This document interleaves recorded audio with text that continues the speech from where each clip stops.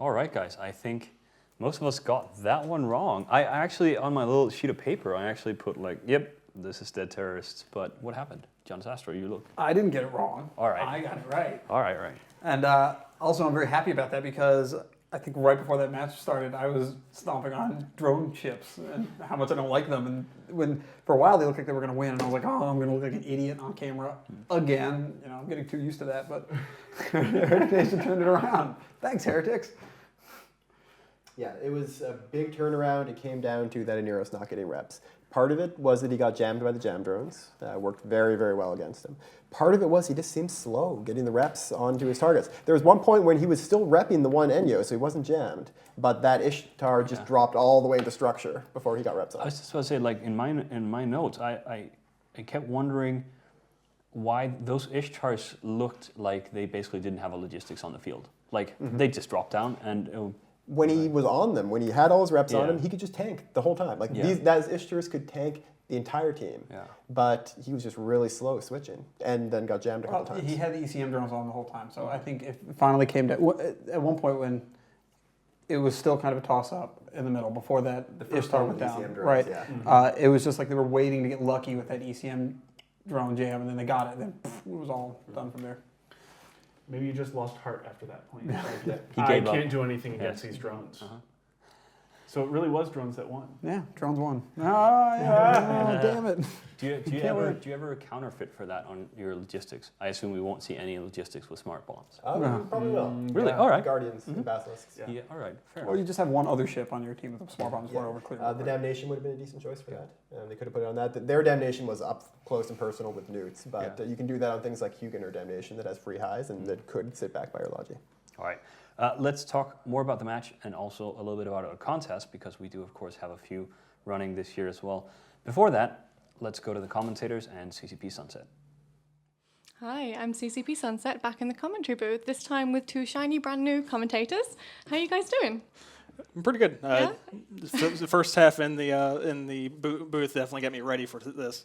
Yeah, so obviously we have Kill2. This is the first time you're back on since you got to Iceland. Yes, very happy to be here. I had to sit out last half, which I is know. very sad. Tucked away for the first part. Thankfully, of the day. Michael Bolton's sitting off now, so it's okay. Ooh, you're not picking that up again already, are you? Throwing stones. And we have Laz, first time in the commentary booth, so I hope Kill2's treating you well. He was kicking me the last time. If you heard the noise at the end of the match.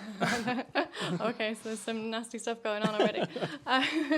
So you obviously commentated the first match of this second part of the day, and there's been lots of upsets and all kinds of unexpected things going on so far. Who would you say would be your top 4 teams going forward? Top 4, even though some of the teams haven't done so well today. Volta, I think, is one of the top teams. Rote Cabell, PL, and Goons Form, I think, will be my top 4. Yeah, that's tough. I'd say I got shaken up a lot. Goons would have been like an obvious top 4, but now I'm not so sure.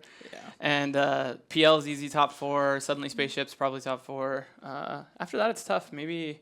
I mean, Test Lions had a really good showing today. They did. I was they looked like a surprised top 4 team in that match. It's hard for me to not put Darkside pretty high up, even though I keep hearing they're weaker this year. So Yeah, I hate to tell you this, Kill2, but you don't seem to be able to count. That's quite a few top 4 I would teams. pick like 7 or 8 top 4 teams. My top 32. Yeah, okay. And obviously it can all change as the matches go on, so... Okay, so we'll keep an eye out and see what goes on. We've had some more questions from the forum, which I'd like to bring to you, but just a very quick reminder, in the Alliance Tournament section of the forum, we have a thread up, Ask the Experts, so you can post anything there. We'll try and bring as many as we can to the commentators here and the guests in the studio.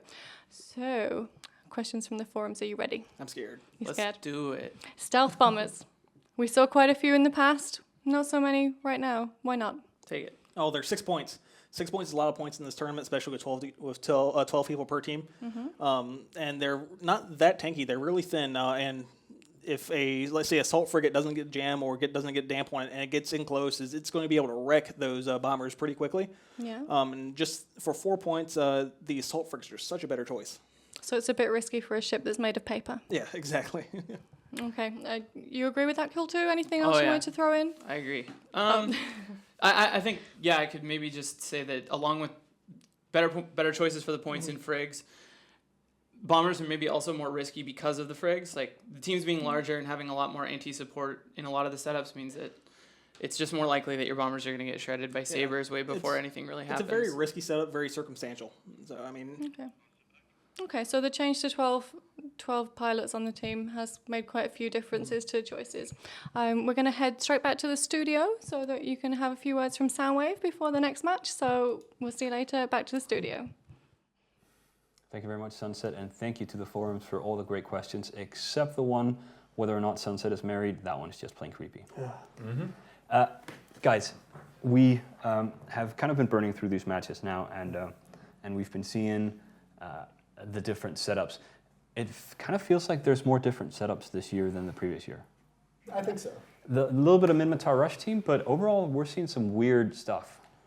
I think last year there was a big dichotomy between rush setups and kite setups, and we're not seeing as much of that this year. We're seeing a lot of more experimenting, and I think that shows that we've gotten the points just about right and ship balance right this year. We're not seeing something that just overpowers. Yeah, I think the biggest reason that we're seeing more variety in setups this year is because it's a new format. Moving to 12 ships, changing around some of the points has made a big difference, so suddenly teams can't use the same stuff as previous years. All right. Well, let's find out what Exodus and Gorgon Empire are using. Sastra, what do you say? I got a good gut feeling about Exodus this time. I'm for Exodus as well. Gotta go with Exodus.